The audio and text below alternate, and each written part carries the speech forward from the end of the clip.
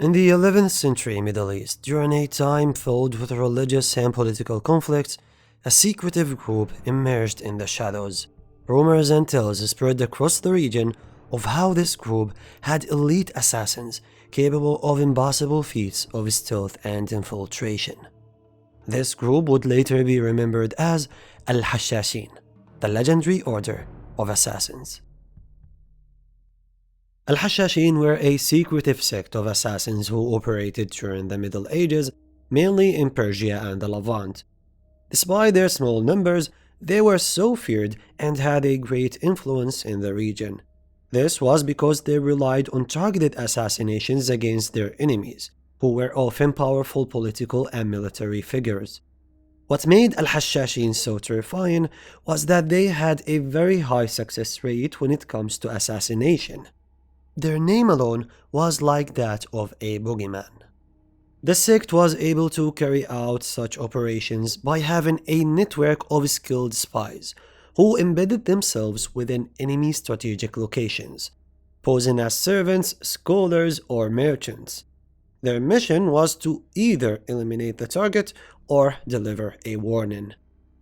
Al-Hashashin carried out operations against nearly everyone in the region at the time: Seljuk rulers, Fatimid caliphs, crusaders, and even attempted to assassinate Saladin and other well-known figures in Islamic history.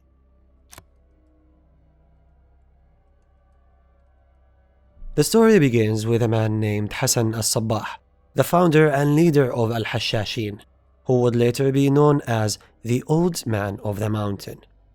Al-Sabbah was a highly intelligent man with strong ambitions for leadership and control.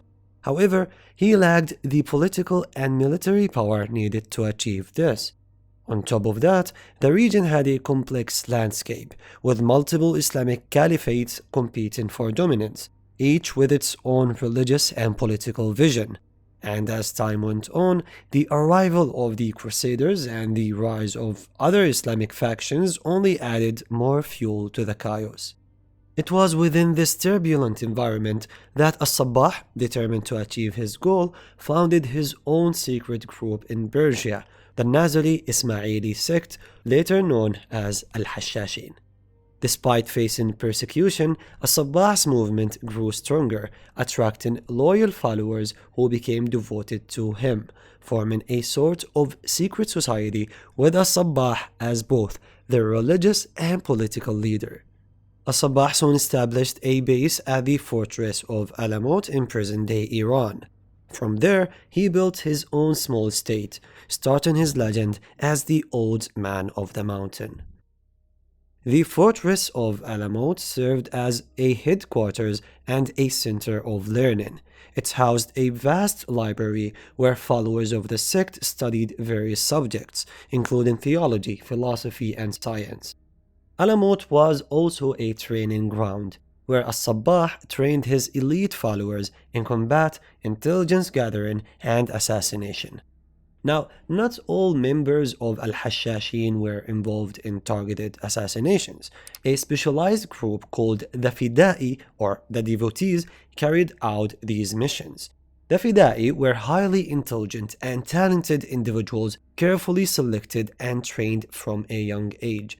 They acted as the military force of the sect and held absolute loyalty to their leader, Al-Sabbah. Unlike traditional armies, they relied on precision assassinations rather than direct combat.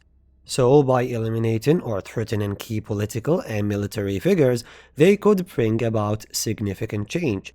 This tactic, combined with psychological warfare, allowed them to expand their influence far beyond their small numbers. And thus, Al-Hashashin were able to control parts of Persia and the Levant, establishing communities across the Middle East to spread their ideology. Al-Hashashin also engaged in diplomatic relations with other powers, including the Crusaders, but eventually began targeting high-ranking Crusader figures as well. This earned them a fearsome reputation among the Crusaders and led to the legacy of Al-Hashashin as the origin of the word assassin in a number of European languages, including English, French, and Italian. So with this brief introduction about the origins of Al-Hashashin, let's now delve into the myths and legends that surround this mysterious order.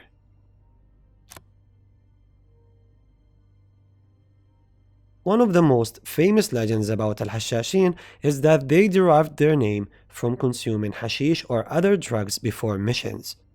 According to medieval accounts, young recruits were drugged with hashish, taken into a hidden garden filled with beautiful women, and told they were in paradise.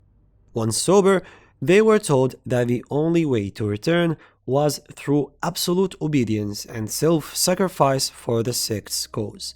Another variation of the legend describes a hidden garden within Alamut Fortress, designed based on the Quranic depictions of paradise. This variation of the legend goes that Hassan-i Sabbah created a magnificent hidden valley with flowing rivers, exotic fruits, luxurious palaces, and beautiful maidens who treated recruits as if they were in heaven. Once again, this illusion was said to convince young assassins that death in service of the sect would grant them entry into paradise.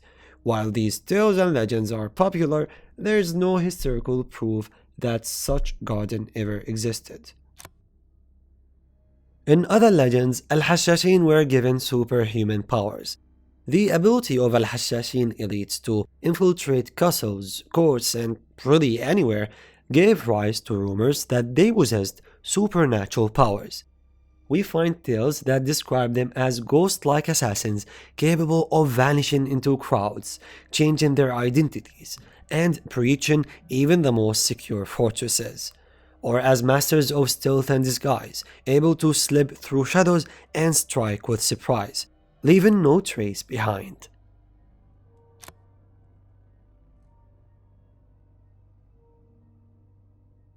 As we mentioned before, the name Al-Hashashin is thought to originate from the legend that Al-Sabbah used hashish to induce a state of euphoria in his followers, convincing them to carry out assassinations in exchange for promises of paradise.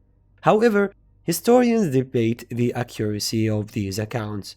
In fact, early Arabic sources do not associate the group with hashish or the use of any drug. One theory suggests that the correct name of the sect was Al-Asasiyun, which can be translated to the faithful ones to the foundation. Somehow, perhaps due to all the tales and legends surrounding the group, the name may have been distorted into Hashashun or Hashashin. It's also possible that Al-Hashashin was a play on words, used by their enemies to mock or demonize them. In 1124, at the age of 90, Hassan-i Sabbah died at Alamut Fortress, after leading the sect for 34 years. The sect leadership continued after him with a succession of leaders. However, in 1256, during the Mongol invasion, Hulagu Khan, the grandson of Genghis Khan, led a brutal campaign against Al-Hashashin. After a prolonged siege, the fortress of Alamut, the headquarters of Al-Hashashin, fell to the Mongols, resulting in their downfall. Many of their leaders were executed and their network across the Middle East was dismantled. Although Al-Hashashin continued to operate in secret for some time, they never regained their former influence. Over time, they faded from history and turned into a legendary group that people tell tales about.